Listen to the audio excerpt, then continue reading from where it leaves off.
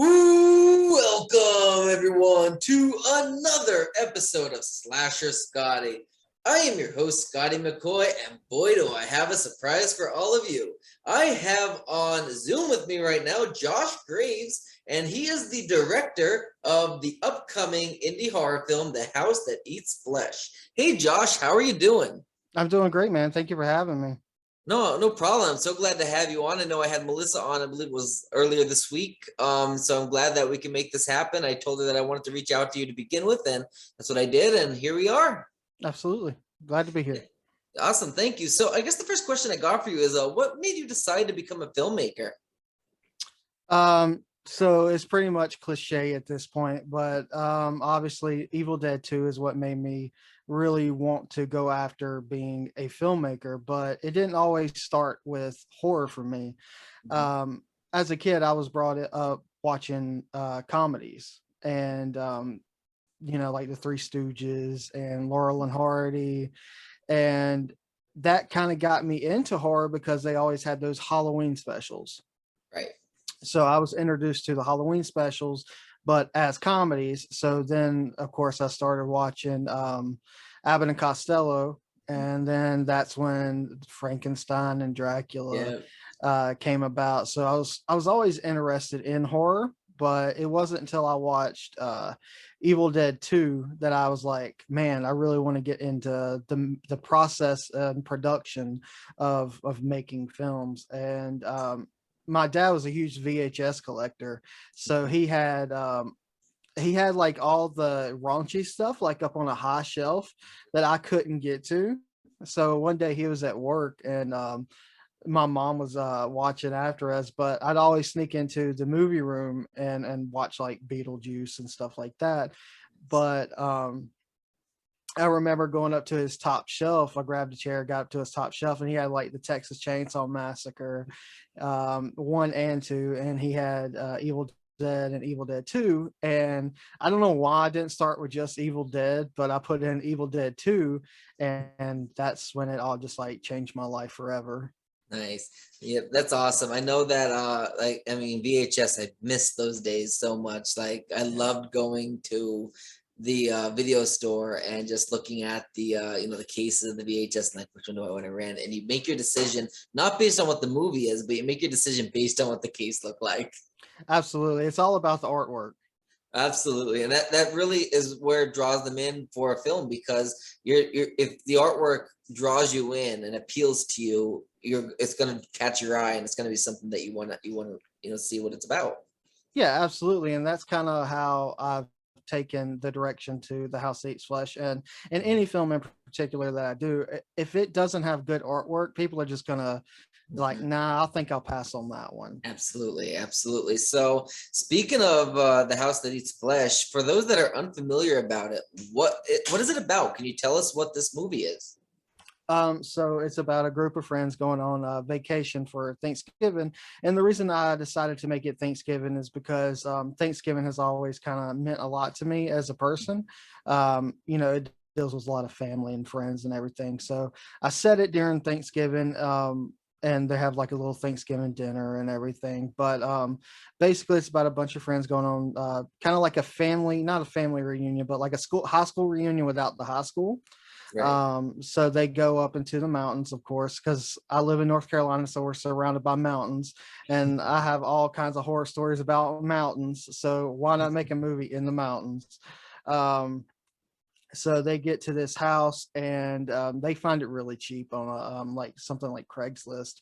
Mhm. So they rent it out for the week, and something's just not quite right about the house.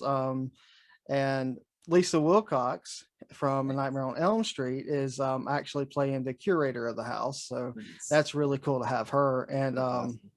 so basically, the house is sitting on top of the gates of hell, and a bunch of possessed zombies, and this like protector of hell is there trying to keep hell from like spilling over. Right. So yeah, it's basically like a if you're familiar of Gates of Hell, by Fulci, then you'll probably be a big fan of The House That Eats Flesh, because there's a lot of nuance that I put into the film. But yeah, it's basically just a mix between House, Evil Dead, and the Texas Chainsaw Massacre. Nice, nice. So where did the idea of for the House That Eats Flesh, where did it come from? Like what made you decide this is the movie I would like to make? So basically my grandma's house is like the scariest house on earth, and it frightened me as a child. And every time that I would go spend the night at her house, we'd hear noises and creaking, and it was so scary that my grandma used to tell me that the house was alive, and if I didn't fall asleep at night, that it was going to come get me. And it scared the shit out of me so bad that it just stuck with me for all these years. So I ended up writing the script probably, oh man, 8 years ago probably, and it just sat dormant, and I could never figure out what I wanted to do with it. And from that script to now, it's changed a whole lot. And it wasn't necessarily about the house at that point. It was about it was like a zombie movie pretty much. But now it's more of, okay, the house is alive. I brought it back to that because that's just what scared me as a child. So I was like, well, let's do what I know. Let's do the scary stories my grandma used to tell to me, and let me put it into a movie. So Right. that's where that came from. And you get a lot of your like, your typical slashers, like your Jasons and your Freddys and your Michaels, and you get like your typical doll horror films, but there really isn't that many. There's some, but there's not that many movies about that house being alive type of horror vibe. You know what I mean? Like you have some of them, but like you don't have as many as you would of a typical slasher or doll movie. Yeah, most of the time it's more like the sofa in the house is Mhm. alive. Like Right. and it's more like it takes more of away from House, Mhm. the House franchise, where the house is Yep. technically alive in those films. So that's, I don't want to say that's where I got the idea from, but it definitely played a role because Yeah. I watched that as a child. So I was like, well, I don't want to even try to remake this because it's great. So let me take what made that good Mhm. and put into my film, and I don't want to say rip off, but pay homage to. Absolutely. So, you mentioned earlier that Lisa Wilcox will be in as the curator of the house.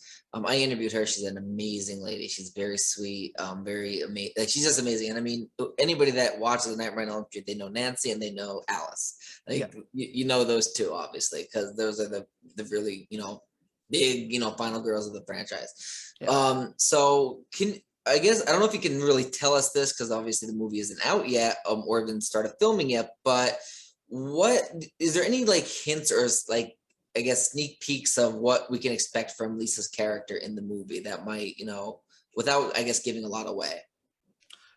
So basically, as a Nightmare on Elm Street fan, I want to I kind of want to lean into that a little bit and kind of give her a little bit of freedom, Mhm. because she had a lot of freedom in A Nightmare on Elm Street, and I don't want to be like, this is what I need you to do. Obviously, I kind of want to give her freedom to kind of play the character the way she wants to. Um, I know that she's going to take it to the extreme level, which I'm very happy with. I could say that because I've talked to her about it and everything. She's really excited for it, and she's she's ready to get bloody. She's ready to get just evil, because she doesn't really get a chance to play the evil type roles. Right. Most of the time, it's just like the final girl, or just a character that's the victim. Mhm. So I'm giving her that chance to kind of play the evil role, and I don't want to give that away, but pretty much it's an eviler role that she's had. Okay. So it's really exciting to see her not play the victim, but play a pretty big evil role. So Nice. I really think she's going to dig that. That's awesome. That's awesome. So, I mean, if the viewers watching this, they haven't seen Melissa's interview, they wouldn't know the answer to this question. So I would let you answer it as well. So, when does filming begin, and where are you going to be filming at? Filming begins actually September 5th.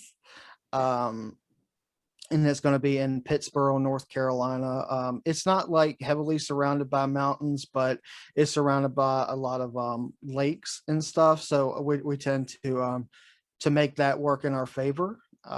It's surrounded by trees, which I love nature, so I try to put nature as much as I can into my filmmaking. So it definitely has to have the trees. It definitely has to have water and a really creepy vibe to it. And I think we really got the perfect location.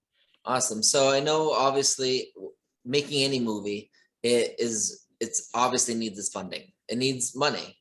Now, I'm sure I know you have an Indiegogo going on because I donated, and Yeah, I am absolutely. very proud to be an associate producer on the film. I'm more than happy to be an associate producer, and I want anybody else that would like to have the opportunity to be a part of the film in any way, shape, or form that would like to donate and help you guys out get that chance. So, how can they donate to the Indiegogo, or is it still running?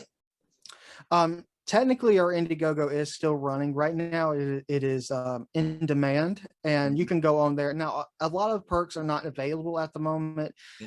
For one, we either have filled those perks. We don't have any more to sell. But I know that you can still purchase the Blu-rays, the DVDs. There's associate producer perks. There's executive producer perks available. Stuff like that is still available, and you can still go donate. And we're still getting donations, and it's been really cool. And for the ones who have donated, including you, thank you so much for all your support. And it just means a lot to us because we couldn't make it without the fans of horror Yeah. and indie horror. We Yeah. couldn't do it without you guys, and it really means a lot. Absolutely. As an indie filmmaker myself, I know how hard it is to make a movie. We have one out. Yeah. We're filming our next one next weekend. I know how hard it is to make a movie and how it's very time consuming, very stressful, and 90% of it is made just from the backers. Yeah. Because I mean, you can make your own movie, but it's going to cost you an arm and a leg and a lot of Yeah. saving to do it. It is not Yeah. cheap and it is not easy. It's fun, but it's not easy. Yeah, absolutely. And it's like I tell people, I was like, if we don't get the funding for the movie, I'll just go take out a loan from the bank. I mean, that's how bad I want to make this film. And Yeah. it just, I put my own sweat, I put my own blood into the film, and I put my own money into the film, because it really means a lot to me. And I think it means a lot to the cast and the crew. At least I Right. hope it does. Right.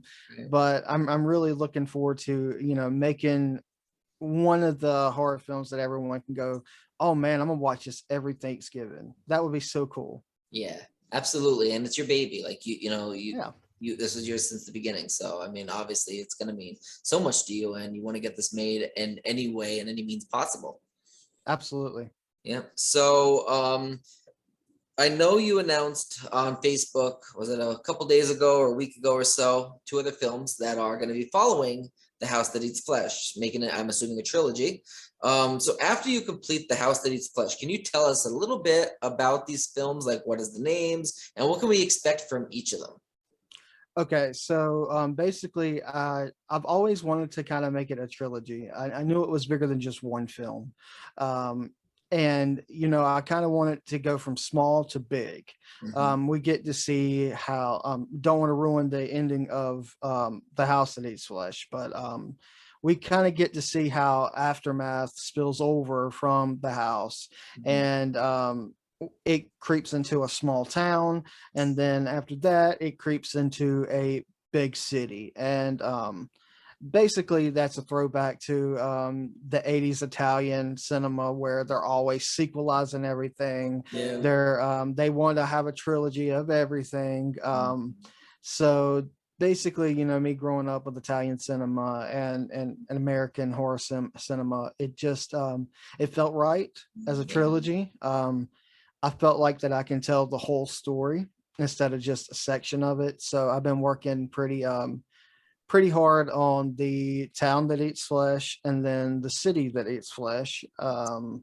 And The Town That Eats Flesh is pretty much like it has like a Tremors vibe to it a little bit, small town, getting overrun by evil. I'll say evil. And then The City That Eats Flesh obviously is an homage to the City of the Living Dead Yeah. and stuff like that, because I'm a huge Fulci fan, so I have to pay homage to that. But it gives like a zombie vibe, zombie 2 vibe, Dawn of the Dead, stuff like that.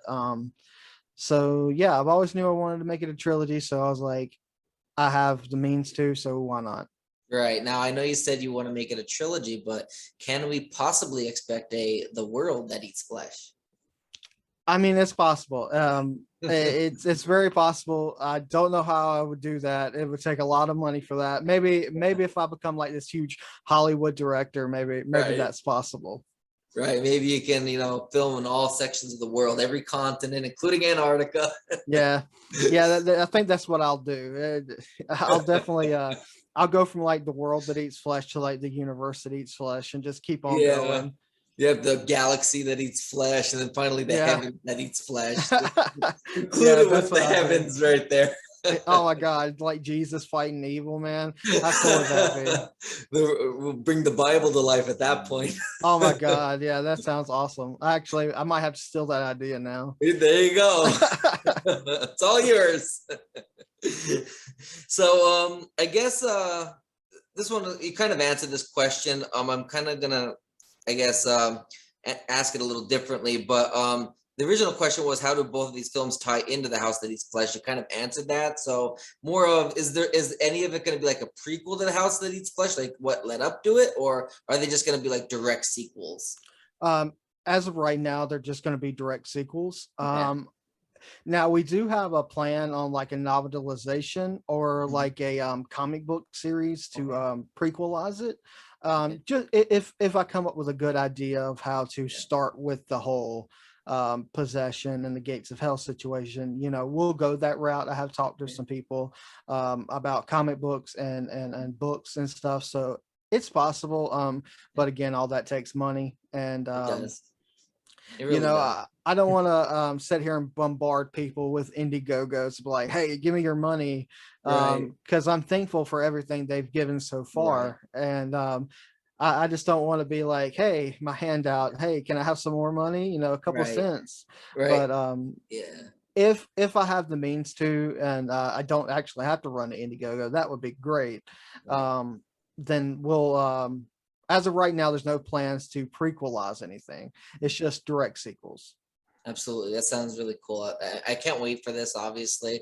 I mean, obviously, I wouldn't have donated if I didn't believe in the project itself, because I really take these projects seriously. Because, like, that whole Once Upon a Nightmare fiasco that happened where they Oh were yeah. scandal people out of money and everything. Like, I knew the guy personally, and I kind of knew his game, and he wanted me to be a part of the project. I'm like, sure. And then he wanted me to donate after. I'm like, I think this is going to be another one of his scams. That's when I end up giving my company's COO the plagiarism thing that I found online about what he did years ago, and then he Yeah. sent it to our CEO, and she sent it to Noelle Berger, and then it just blossomed from there. Yeah. But I just don't like seeing people taken advantage of. And I asked Noelle about you, and she vouched for you. And I read the premise of the project, and I really believe in it. So if anybody's listening to this, yes, they met their goal and they're on demand, but it doesn't hurt if you want to be a part of the movie. Still donate, because it really has it's really good, and Josh is a good guy. So definitely but definitely look into it, because some people are out there to take advantage. Josh isn't one of them, obviously, but definitely look into them. If you have any questions, ask myself, Noelle Berger, anybody that you need to ask, and do your research. Do your Yeah, research. absolutely. It's all about research. And sadly it happens. There's people Yeah. out there that want to take advantage of people, and it gives people like myself and a lot of other Yeah. hardworking indie horror filmmakers, it gives them, I don't want to say a bad name, but people Yeah. start looking at the whole Indiegogo scene a little differently. They do. And Yeah, they do.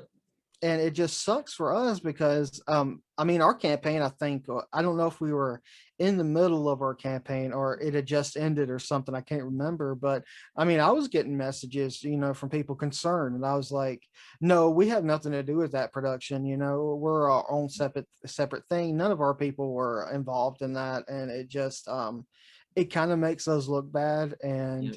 people like that don't need to be in the scene, and it sucks for filmmakers alike. But Yeah. I've said it once and I'll say it 1,000 times. I'm thankful for everyone that is donated, and I'm Yeah. thankful that for everyone that has gotten involved on this project, because we couldn't do it without them.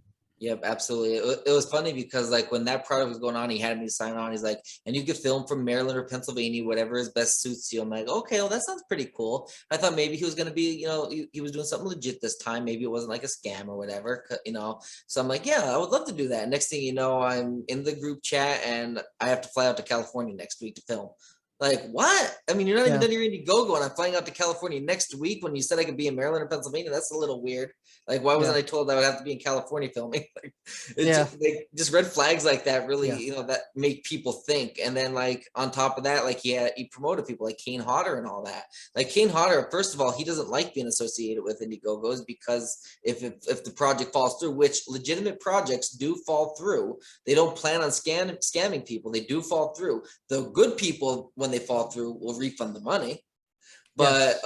But the projects do fall through because sometimes you know you can make it and you get there, but then cast starts, falling out, and they can't meet the scheduling or all that stuff happens. So that stuff is part of filmmaking.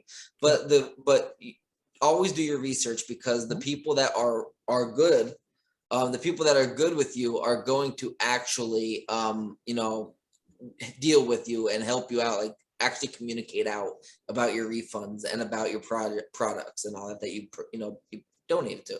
So Yeah, absolutely. And like you said, again, it's a part of filmmaking. People drop out. We've had a lot of dropouts, and it was there's no bad blood between anybody. It's all like professional. It's like, okay, well, yeah. you can't do this. Well, I completely understand. Mm-hmm. And it's all about supporting each other. And I love and support everyone that's been involved with the Yeah. film. I have no bad blood or ill intentions towards anybody, because that's a part of filmmaking. Yeah. And people drop out, the script changes, it's just a process. Yeah. And we haven't always had Lisa Wilcox involved. She Right. came on a little bit later, and she was all for being a part of the Yeah. Indiegogo, and she's been there ever since, and it's been really exciting, and Absolutely. everyone's worked really hard for this, so I can't wait to start filming.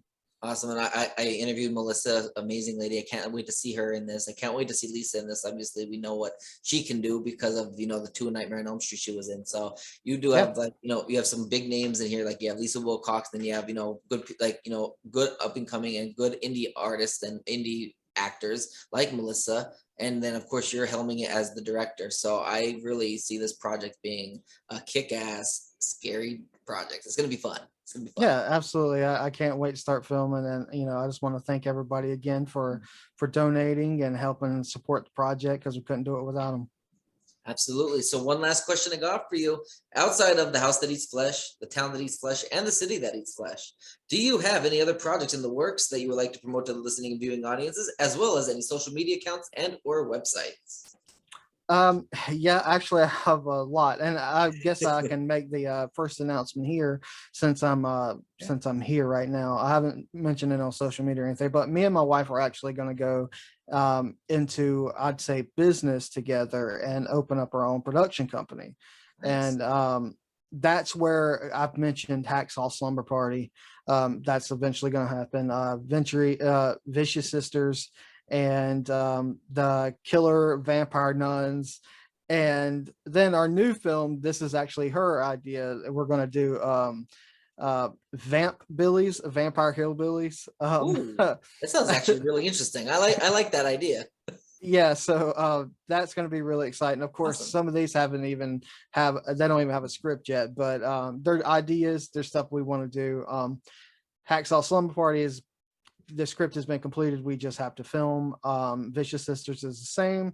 I actually have a trailer for Vicious Sisters. You can find it on YouTube at Josh Graves Horror. And obviously my Facebook, Josh Graves, and then Instagram, Josh Graves Horror. You can find me. I'm more active on Instagram. I use Facebook more as a business account. So yeah, you can find me on those things right there. Awesome. Thank you so much, Josh, for joining me. Oh, absolutely, man. It's been a blast. Yeah, it absolutely has. So obviously, if you're watching this after this interview is aired, who knows if you're watching it a year or two from now, you can check out Josh's IMDb. I'm sure he has an IMDb. You can keep up with any projects that he hasn't mentioned here, that he has in the works on his IMDb page. I'm sure they'll be updated when they are, official. All right. All right. I thank you, man, so much for joining me. It's been a pleasure. I'm so glad that we could promote this and get the word out about The House That Eats Flesh more than it already has been. Obviously, it's been promoted a lot. I mean, you met your goal, and we're on our way to filming in September. I can't wait to see this final product. Absolutely. Thank you guys so much. Yep. Thank you. You have a good rest of your day. You too. Bye.